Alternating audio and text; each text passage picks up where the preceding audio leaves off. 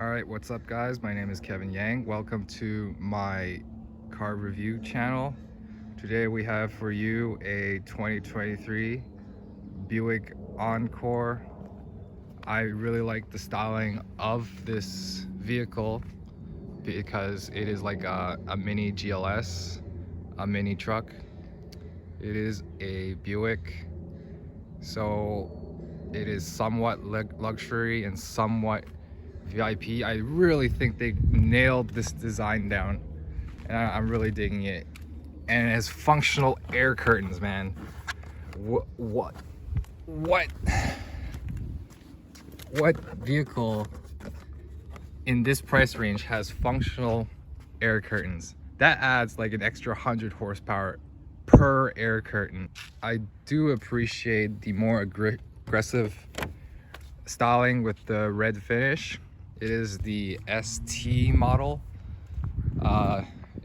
In this current configuration of like this silver color, it does look really nice. Everything about the design language about this vehicle I do appreciate, because it does look like a mini GLS.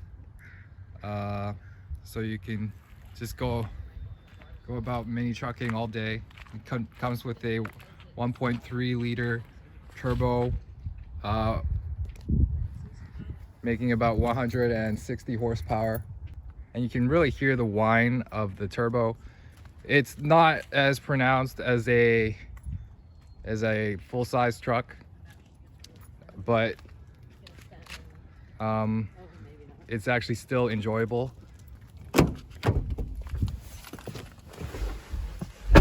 Anyways, inside the truck, we can see all the finishes are really good. It comes with this suede-like material and with a leather accent, which is really appreciated. I really appreciate that. You know, like most things is soft touch and very nice. And I do believe that this is very similar, or is of the same platform as the Cadillac XTS or CTS. No, not just the XTS. Yeah. So the air quality in this vehicle is very luxury. Most people, I can be honest in my video reviews now, because I can now tell you that air quality, or how well it like keeps its fresh air, keeps fresh air and noxious gases out, is a very important feature for any luxury vehicle. And this has that type of comfortable fashion possible. Yeah, this vehicle definitely does accomplish that. I'm currently testing out my iPhone 11. I switched it out for the Samsung Galaxy S20.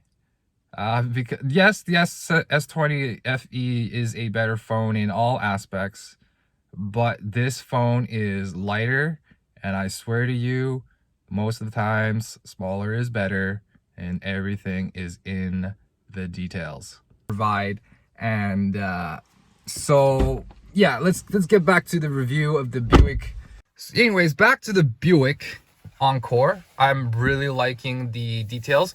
Generally with these luxury vehicles, they do harken back to more dated and trusted technology. So that is why the gauge clusters are all still analog.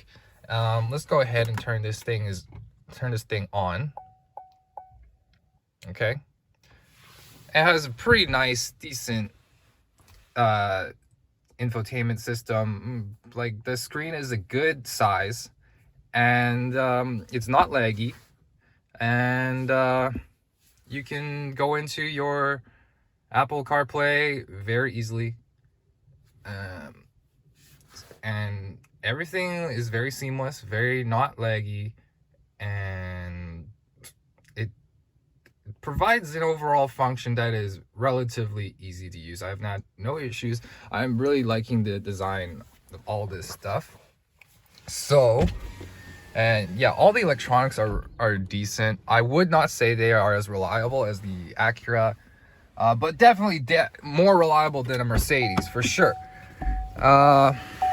So it has pretty much touchless entry, and it has a key fob, like all the modern amenities that you would expect in a luxury modern car. So this MSRP for Canadians is around 39, actually like around 37,000 for a completely brand new one, which is really affordable because it is a domestic product for all intensive purposes.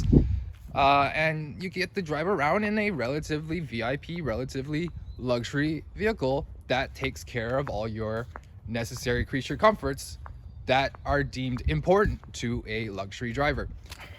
You know, this rear diffuser, I am digging.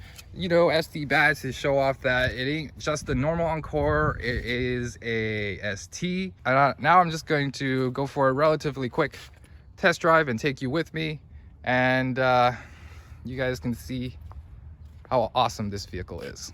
Hey guys, driving the Buick Encore 23. It is the American car manufacturer's foray into the luxury market, and of course they have an advantage in the American and Canadian market because it is a domestic product, so it is relatively more affordable than imported vehicles such as German luxury vehicles. So let's see what a American luxury vehicle can provide in terms of creature comforts for the driver. So as you can see, driving this thing for the past few days, for the past few weeks, has been really enjoyable. Let's talk about performance. So obviously the functional air curtains add 100 horsepower each, so which is very important for a vehicle which has a higher center of gravity than a sedan. So that is absolutely helpful. And in terms of highway driving, that I've done, it is relatively stable and pretty, you know, it gives you the confidence that you need in order to perform really well as a driver. So the brakes are